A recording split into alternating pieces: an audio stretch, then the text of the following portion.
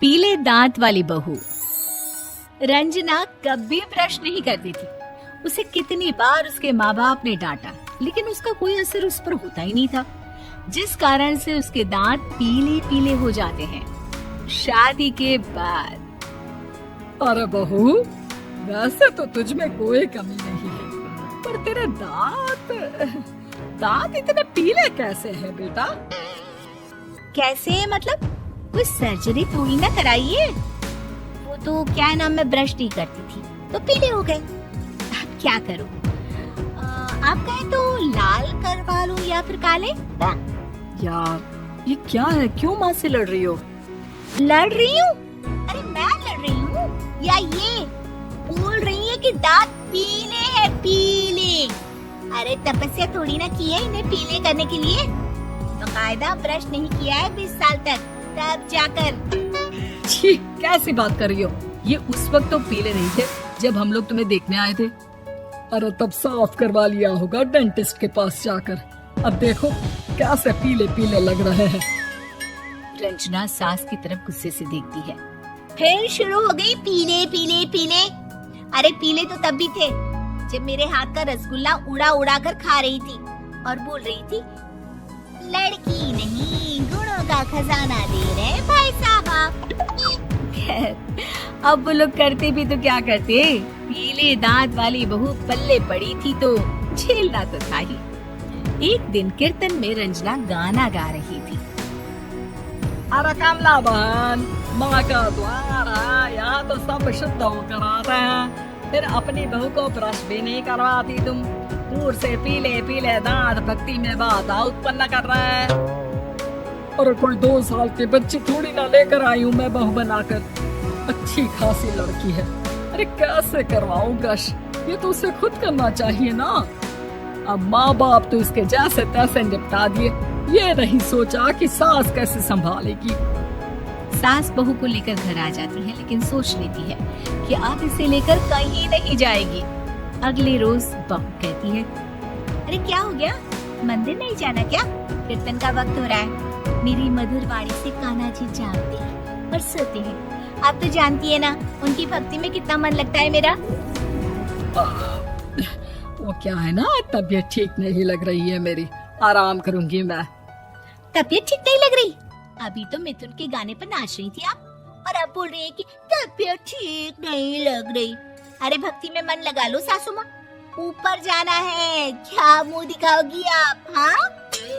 सास को बहू की बात पर गुस्सा आ जाता है। मैं क्या मुंह दिखाऊंगी, इसकी चिंता तो ना कर, समझी? अपने मुंह की चिंता कर, जो ये पीले पीले दांत लेकर हर जगह पहुंच जाती है। पता है लोग कितना मजाक बनाते हैं। ना जी ना, मैं नहीं जाना कहीं तेरे साथ। तो ये बात है, कोई ना, मत जाओ, मैं अपने कमरे में ही बैठकर भक्ति कर लूंगी। ऊपर वाला दांत थोड़ी ना देखता है, मन देखता है, भावना देखता है। और अरे बस बस, तू सब कुछ दिखा, बस ये सफेद चमकदार दांत ना दिखाना किसी को, है? जा यहाँ से। बहू को सास की बात का कोई फर्क नहीं पड़ता, वो तो जैसी थी वैसी ही रह जाती है। सुबह नहाकर किचन में खाना बनाना, फिर खाना खाना, कीर्तन भजन करना और सो जाना। एक दिन, माँ जी मैं सहेली के घर जा रही हूँ, शाम को लेट आऊंगी। हाँ, तो जाना, मैंने कौन सा तेरी आरती करनी है घर पर बैठकर। रंजना सहेली के घर जाती है, जहाँ वो पार्टी में जाने की तैयारी कर रही होती है।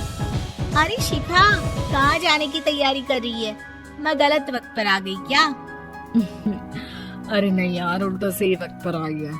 मैंने ये साड़ी और ज्वेलरी निकाली है यार, शाम को इनके ऑफिस की एक पार्टी में जाना है। बताना कैसा लग रहा है ये सब? नहीं यार, इस ड्रेस के साथ तो वो वाली ज्वेलरी अच्छी लगेगी। हाँ सही बोल रही है, मैंने ध्यान ही नहीं दिया। इसे तो हमेशा से मस्त फैशन सेंस रखती है। तो बड़ा जाती होगी ना पति के साथ पार्टी में। रंजना कुछ नहीं बोलती, बस सोचती है कि यार काश ये बात सही हो जाती। पर मैं क्यों नहीं जाती पार्टी में? क्या इन लोगों की कोई पार्टी होती नहीं होगी? रंजना घर आती है और रात में पति से सवाल करती है, एक बात बताइए, आप मुझे किसी पार्टी में क्यों नहीं ले जाते? क्या आपके यहाँ ऑफिस में पार्टी नहीं होती? पति बेचारा क्या कहता कि दांत पीले हैं तुम्हारे इसलिए। अरे कोई पार्टी होती नहीं हम लोगों के ऑफिस में, तो कहाँ से लेकर जाऊं? और मार्केट, मॉल, कहीं वीकेंड घूमना कहीं तो। अरे यार सारे हफ्ते में एक छुट्टी मिलती है, तो सोचता हूँ कि आराम ही करूँ। क्यों? रंजना मन मार के रह जाती है। पहले कभी सास के साथ मंदिर जाया करती थी, लेकिन वो भी सास ने ले जाना बंद कर दिया। घर बैठी बैठी रंजना बोर हो जाती है। तभी उसे आइडिया आता है और वो मायके जाने का सोचती है। सासू माँ, 2 दिनों के लिए मम्मी के घर जा रही हूँ। अच्छा ठीक है, आराम से जा। और हाँ, माँ से कुछ अच्छी आदत सीख कर आना कि कैसे शरीर के हर भाग की तरह दांतों की सफाई भी जरूरी होती है, समझी? शुरू हो गई ना आप? वो लोग आपकी तरह नहीं है कि छोटी छोटी बात का बतंगड़ बना दे। उन लोगों के लिए मैं मायने रखती हूँ, ना कि मेरे पीले पीले दांत। रंजना माँ को बिना बताए उन लोगों को सरप्राइज देती है, लेकिन जैसे ही वो दरवाजे पर पहुँचती है, अंदर देखती है कि घर वाले कहीं जा रहे होते हैं। अब माँ, काश रंजना दीदी के दांतों वाली प्रॉब्लम नहीं होती, तो वो भी हम लोगों के साथ चलती ना बुआ जी की बेटी की शादी में। हाँ बेटा, लेकिन अब उसे कौन समझाए कि उसको उसके पीले दांत नहीं दिखते, लेकिन उसके आसपास के लोगों को कितना एम्बैरेसिंग फील कराते हैं। मुझे तो कितनी बार उसके स्कूल की टीचर ने शिकायत की कि उसके साथ कोई लड़की बैठना भी नहीं चाहती, और ना ही कॉलेज में कोई उससे बात करना चाहता था। लेकिन पता नहीं क्यों उसे ये बात समझ में ही नहीं आती। कोई कमी नहीं है उस लड़की में, बस यही कि दांत पीले हैं। वो तो भला हो जीजा जी और उनकी माँ का, जो दीदी को जैसी है वैसे ही रखा हुआ है। रंजना को अपने घर वालों की बात सुनकर बहुत दुख होता है। वो सोचती है कि वो क्या करे, लेकिन फिर वो सीधा डेंटिस्ट के पास जाती है, अपने दांत चमकाती है और कसम खाती है कि वो रोज ब्रश करेगी। अरे क्या हो गया? तुम तो 2 दिनों के लिए गई थी ना, पर कोई ना, अच्छा है, चलो आ गई तुम। रंजना सास के सामने आकर खड़ी हो जाती है और पूरी स्माइल करती है, उसके चमकदार दांतों को दिखाती हुई। चलो पत्थर।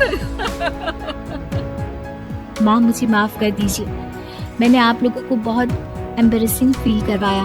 मैं आज से रोज ब्रश करूंगी।